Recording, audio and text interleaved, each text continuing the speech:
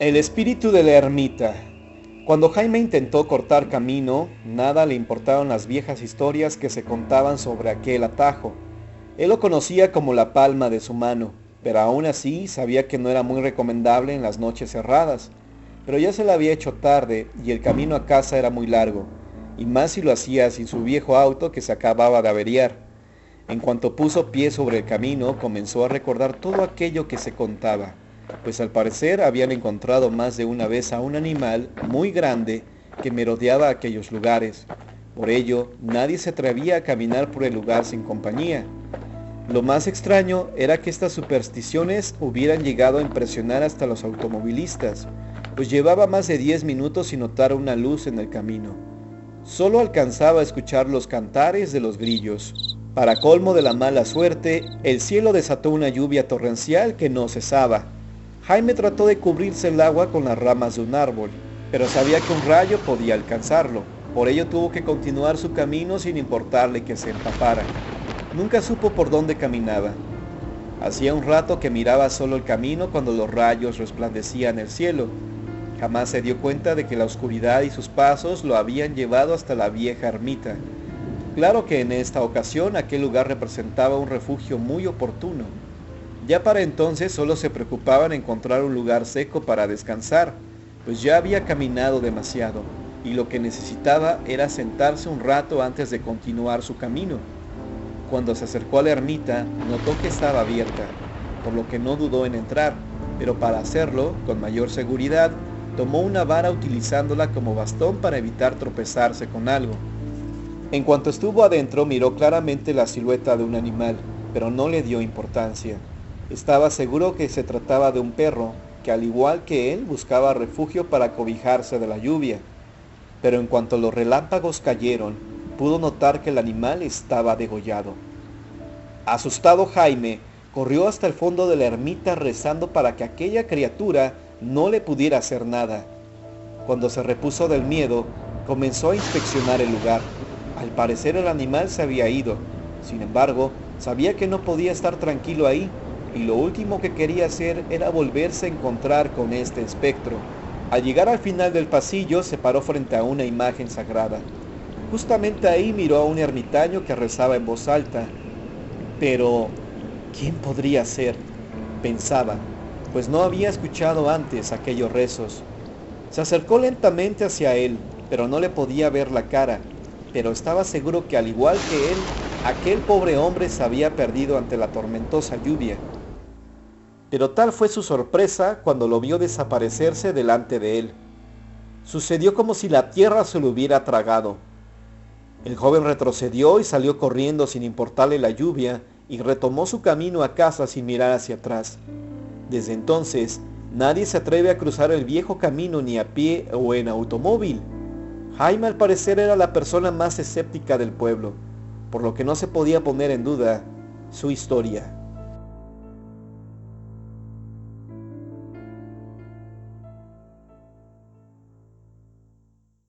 La bola de fuego. El 15 de agosto es un día que no se olvida en un viejo poblado de Coahuila. Hoy en día ya está abandonado. En él solo se encuentran unas cuantas paredes de lo que en aquellos años eran casas. Los viejos pobladores que en aquel tiempo eran niños no se olvidan del temor que les provocó la bola de fuego. Todos los que transitan por el lugar no dudan que es un pintoresco pueblo, pero que años anteriores todos los pobladores abandonaron sus casas por un terrible suceso. Existen muchas versiones del suceso, pero se duda de la fecha correcta en que ocurrió, por lo que diré únicamente que fue un 15 de agosto de hace más de 100 años. Se cuenta que los feligreses que asistían a la iglesia al caer la noche se sobresaltaron al escuchar un ruido impresionante. Todos se apresuraron a salir y al mirar hacia el cielo vieron asustados una gran bola de fuego de unos 30 centímetros de ancho con dos flamantes rayos que se proyectaban al frente. Mientras observaban el fenómeno, este pasó por encima del templo en dirección al prado cercano. En cuanto la bola sobrevoló el prado, desapareció. Volvió a aparecer una hora después en el mismo sitio y se movió a 500 metros del grupo de la iglesia antes de desaparecer. Según se dice, aquella bola de fuego volvió en contadas ocasiones, atemorizando siempre a los pobladores. Se cree que se trataba de una bruja. A partir de entonces, las personas comenzaron a poner hierbas sobre sus puertas, según esta creencia, para evitar que aquel ser maléfico entrara. Fue así como a partir de las 7 de la noche todos se encerraban en sus casas, pues en cuanto la oscuridad caía, la bola de fuego sobrevolaba el pueblo en busca de alimento. Se cree, según la leyenda, que las brujas se alimentan de los niños pequeños, sobre todo de bebés. Esta versión cobró más credibilidad entre los habitantes de aquel poblado. Se cree que las brujas chupan a los bebés dejándoles enormes moretones.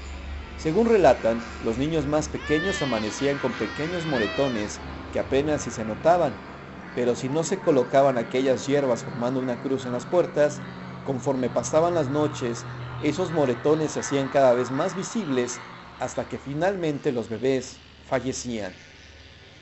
De acuerdo con la leyenda, esto se pudo saber gracias a que cierta noche doña Clara, una mujer que tenía gemelos, notó que los perros ladraban más que de costumbre, pero aquella noche no le dio importancia.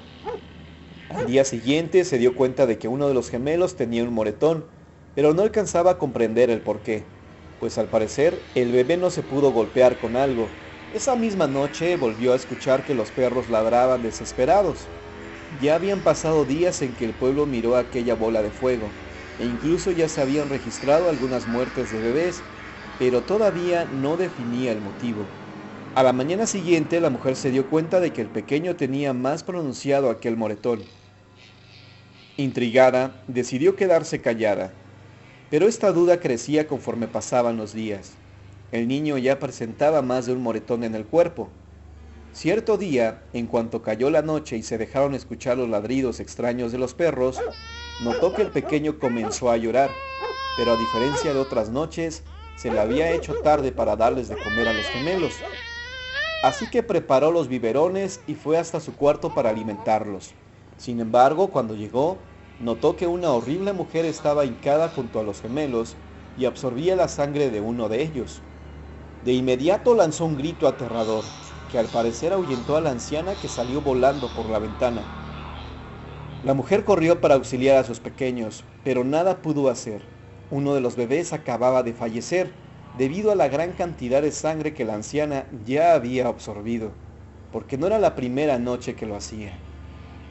Desde entonces era muy común que las personas colocaran las hierbas en forma de cruz en sus puertas y ventanas, pues ahora sabían que la horrible mujer podía entrar por cualquier lado. Y en cuanto a los moretones, apenas los niños presentaban seña de ellos. Se dice que las mujeres los acostaban con ellas, así la bruja no tenía oportunidad para chuparlos.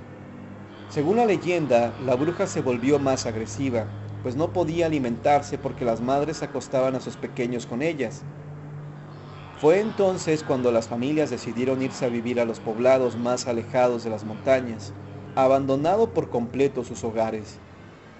Desde entonces el pueblo se quedó vacío, pues nadie se atrevió a volver jamás.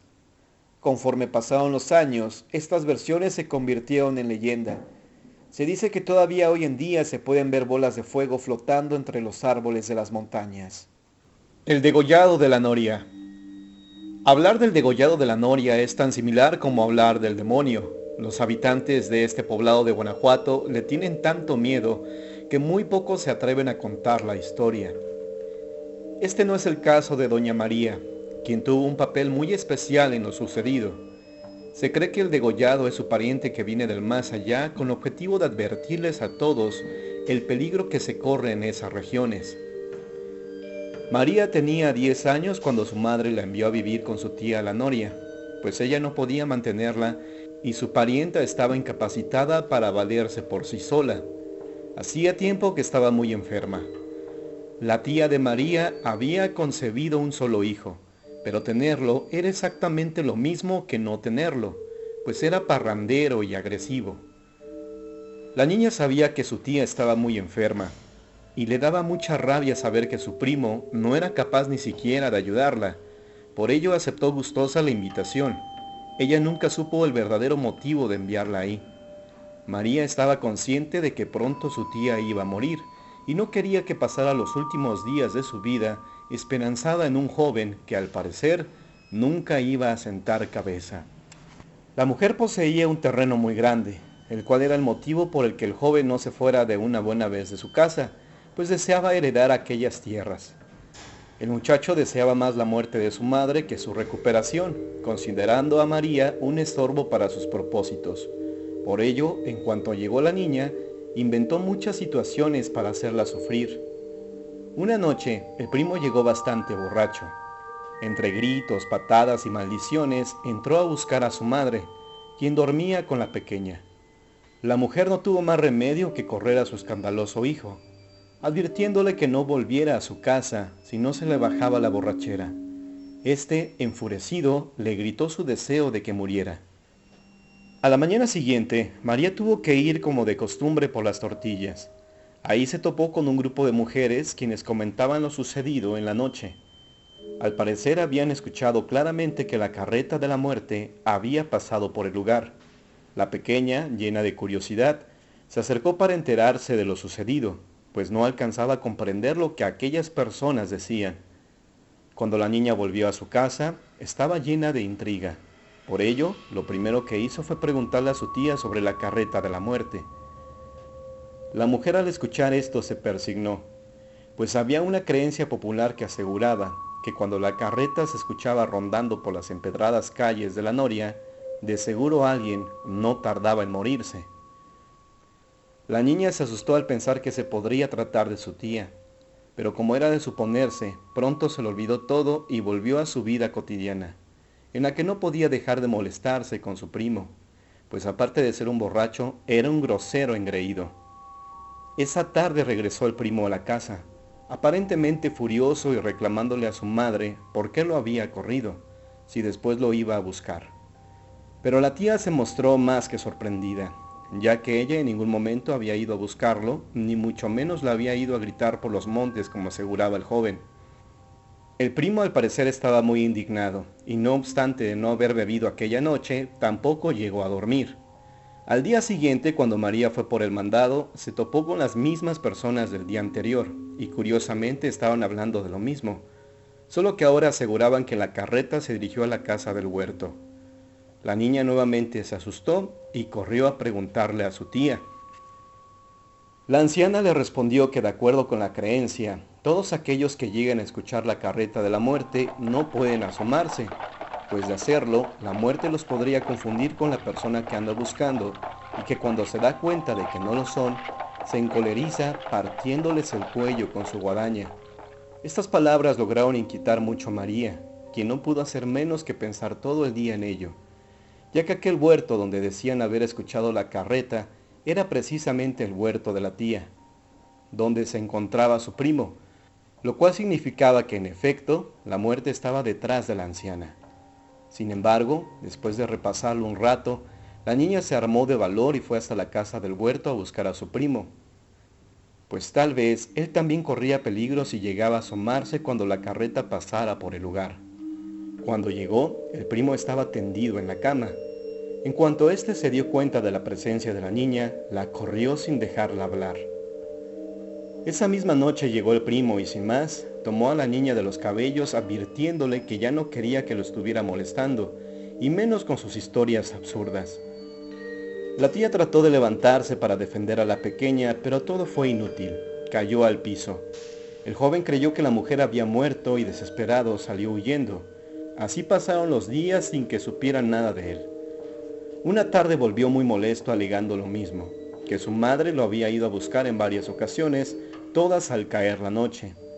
La tía le dijo que no podía ser otra cosa que la respuesta a sus malas acciones, cosa que molestó nuevamente al joven, quien desesperado gritó que no iba a conseguir que él creyera en esas cosas. La tía le rogó que por nada del mundo le fuera a abrir la puerta, que ni siquiera se asomara a la ventana, pero él, que estaba tan molesto, le advirtió que no lo volvería a buscar. Y fue esa misma noche cuando aquellas advertencias no le sirvieron de nada, porque en cuanto los perros comenzaron a aullar, el joven salió muy molesto, pero al no ver nada, volvió a meterse a su casa echando mil maldiciones.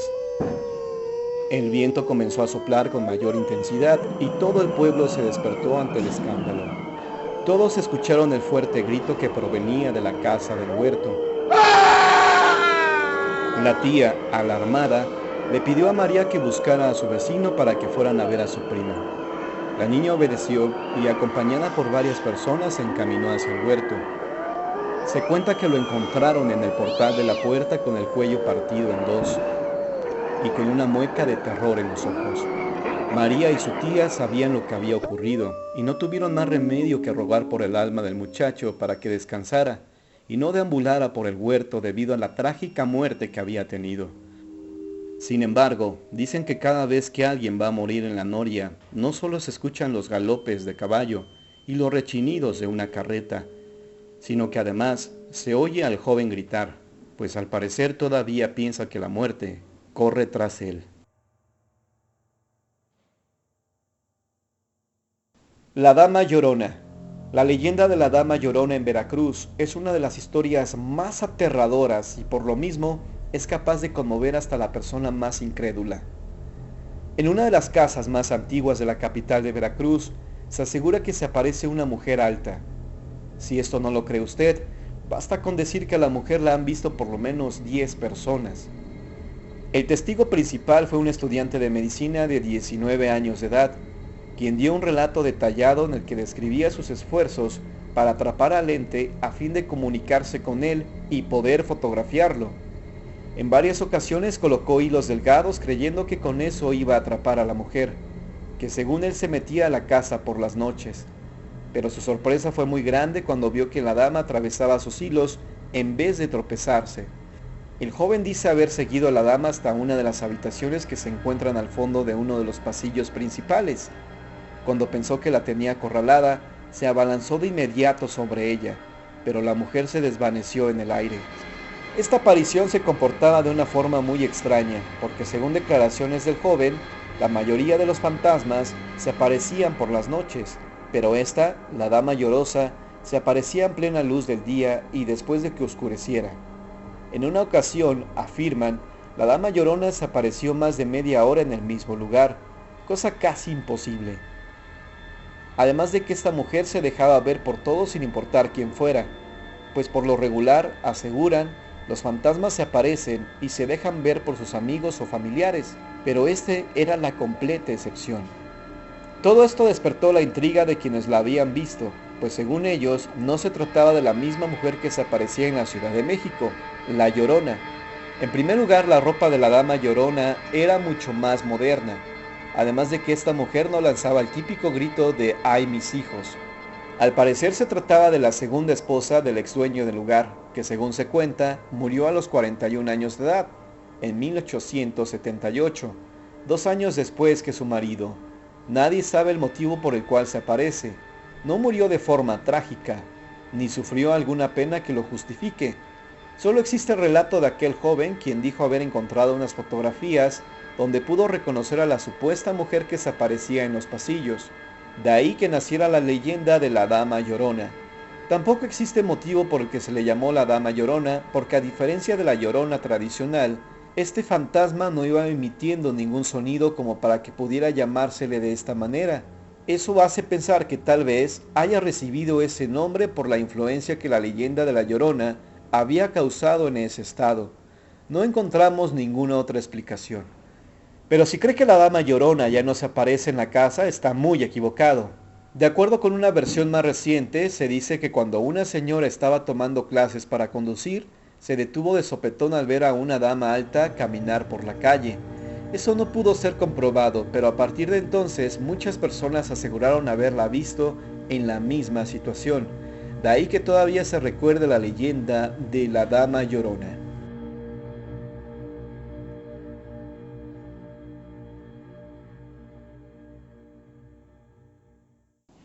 El hombre enamorado.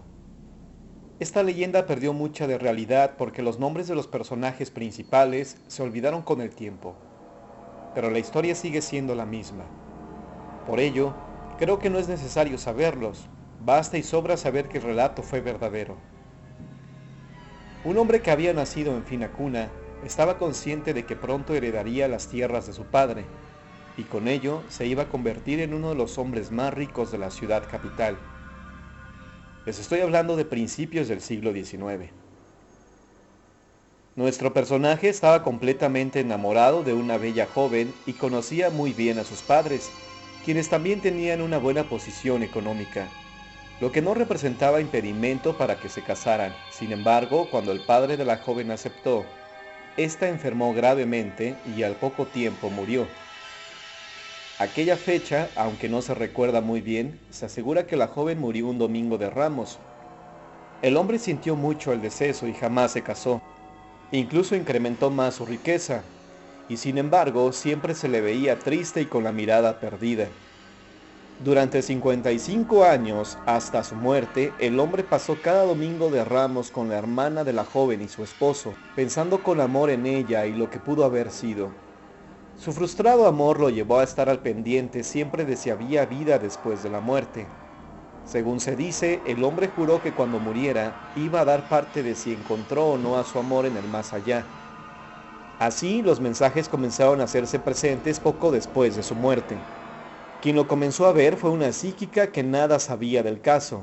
Comenzó a recibir los mensajes por medio de la escritura automática con referencias griegas y latinas, así como con símbolos misteriosos.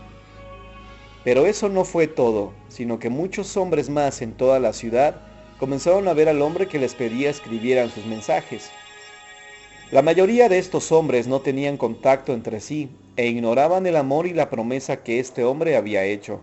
Sin embargo, cuando los hijos de la hermana de la joven conocieron la historia, se dieron cuenta de que se trataba del eterno enamorado de su tía, a quien no conocieron, y los cercanos a ellos fueron quienes la nombraron la mujer del Domingo de Ramos, pues sabían que el espíritu de aquel hombre la estaba buscando.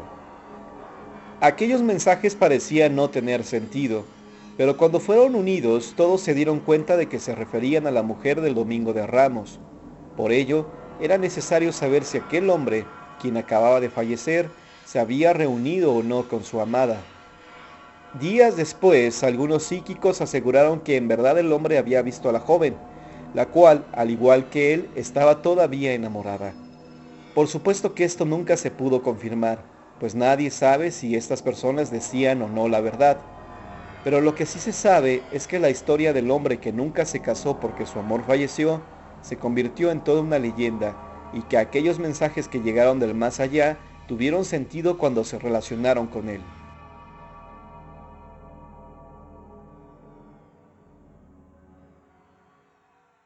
El Callejón del Beso, Guanajuato. Se cuenta que doña Carmen era hija única de un hombre intransigente y violento, pero como suele suceder, siempre triunfa el amor por infortunado que éste sea.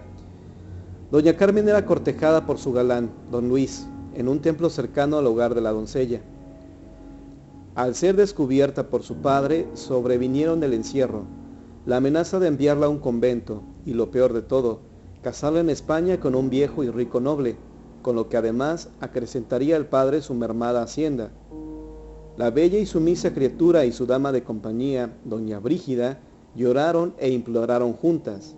Así, antes de someterse al sacrificio, resolvieron que doña Brígida llevaría una misiva a don Luis con la infausta nueva.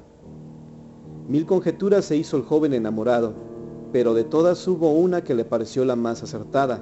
Una ventana de la casa de doña Carmen daba hacia un angosto callejón, tan estrecho que era posible, asomando a la ventana, tocar con la mano la pared de enfrente. Si lograban entrar a la casa frontera, podría hablar con su amada y entre los dos encontrar una solución a su problema. Investigó sobre quién era el dueño de aquella casa y la adquirió a precio de oro. Hay que imaginar cuál fue la sorpresa de doña Carmen cuando, asomada a su balcón, se encontró a tan corta distancia con el hombre de sus sueños. Unos cuantos instantes habían transcurrido de aquel inenarrable coloquio amoroso cuando al fondo de la pieza se escucharon frases violentas. Era el padre de doña Carmen increpando a Brígida, quien se jugaba la vida misma por impedir que su amo entrara a la habitación de la chica. El padre arrojó a la protectora de doña Carmen y con una daga en la mano, de un solo golpe, la clavó en el pecho de su hija. Don Luis enmudeció de espanto. La mano de doña Carmen seguía entre las suyas, pero cada vez más fría. Ante lo inevitable, don Luis dejó un tierno beso sobre aquella mano tersa y pálida, ya sin vida. Debido a esta historia, a este lugar se le conoce como el Callejón del Beso.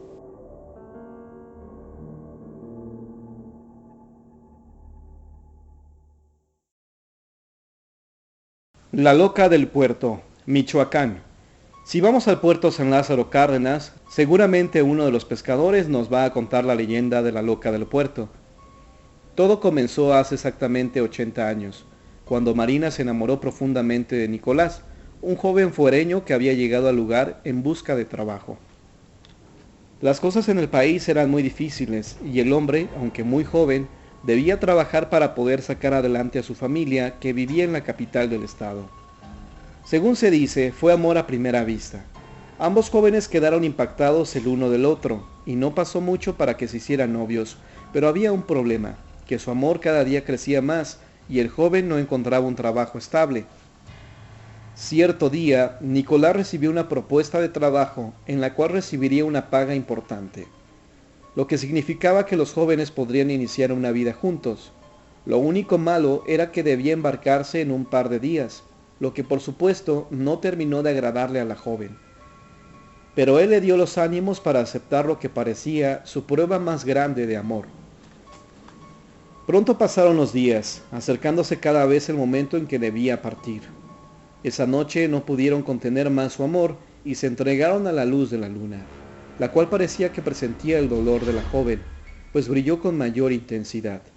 Aquella magia terminó en cuanto apareció el sol. Ella despidió a su amor en el muelle de San Lázaro. El joven le juró que volvería y que cuando esto sucediera se iban a casar. Marina estaba empapada en llanto, pero había en su corazón una esperanza. Quizá por ello se puso el vestido blanco que tanto le gustaba a Nicolás. El último beso que ella recibió de él fue en la frente y después tristemente vio cómo se alejaba. Cada día Marina esperaba gustosa en el puerto la llegada de su amor. Pero pasaron muchas lunas y no había una que le devolviera la mirada de Nicolás. Cuando se dio cuenta, ya había pasado un año desde que el joven había partido, y todos los barcos que llegaban al puerto le parecían vacíos, pues ni uno de ellos llevaba el amor de su vida. Pronto se dio cuenta de que los años pasaban y ella estaba cambiando. ¿Cómo me va a reconocer?, pensaba siempre que se miraba las manos llenas de arrugas. Fue entonces cuando resolvió llevar siempre el mismo vestido, aquel con el que lo había despedido, pues así estaba segura de que la reconocería de inmediato. Con todo esto, la gente del puerto ya estaba angustiada, pues Marina parecía retraída, y esto de llevar siempre el mismo vestido ya era cosa extraña. ¿Se habrá vuelto loca la mujer?, decían todos al pasar. Las autoridades del lugar decidieron trasladarla al manicomio, pero del puerto nadie la pudo quitar, porque ella siempre decía lo mismo: Nicolás va a llegar y no me puedo ir, causando lástima de todo mundo, porque a pesar de todo no le hacía daño a nadie. De esta manera siguieron pasando los años. Todos los que llegaban al lugar la conocían como la loca del puerto. Pero un buen día, todos se dieron cuenta de que la mujer tenía los cabellos blancos. Ya habían pasado 40 años y ella seguía esperando. 3 años después murió. Su cuerpo fue llevado al panteón, pero su espíritu pareció quedarse ahí.